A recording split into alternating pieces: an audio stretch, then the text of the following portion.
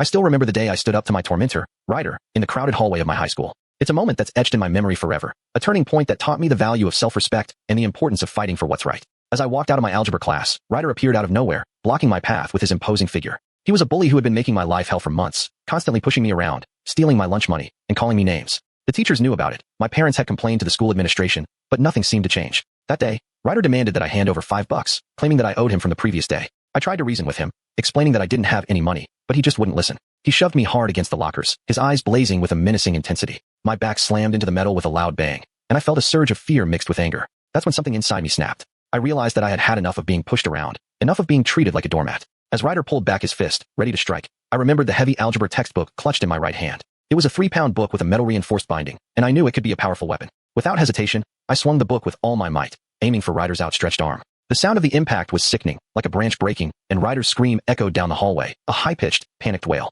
He crumpled to the floor, clutching his arm in agony, and I felt a mix of emotions, guilt, fear, but also a sense of liberation. The teachers came running, and soon I found myself in the principal's office, facing a barrage of questions and accusations. Ryder's mom showed up, furious and demanding that I be expelled and arrested. The principal nodded along, taking notes, and I could sense the weight of the consequences bearing down on me. But as I looked back on the events that had led to this moment, I realized that I wasn't the one who was entirely to blame. Ryder's relentless bullying had created a toxic environment, and I had simply reacted in self-defense. As the days passed, I began to reflect on the experience, and I started to see parallels between my situation and that of a friend who had faced a similar struggle. Her name was Maya, and she was a deaf student who had been mistreated by her chemistry teacher, Mr. Jackson. He had refused to accommodate her needs, withholding notes and assignments, and even going so far as to destroy her hearing aids in a fit of rage. Maya's story was a testament to the cruelty and injustice that some people face, and it made me realize that my own experience was not unique. Maya's story had a profound impact on me, and it made me see my own situation in a new light. I realized that I had been fighting not just for myself, but for all those who had been marginalized and oppressed. I learned that standing up for oneself is not just a matter of personal courage, but also a matter of creating a ripple effect that can inspire others to do the same.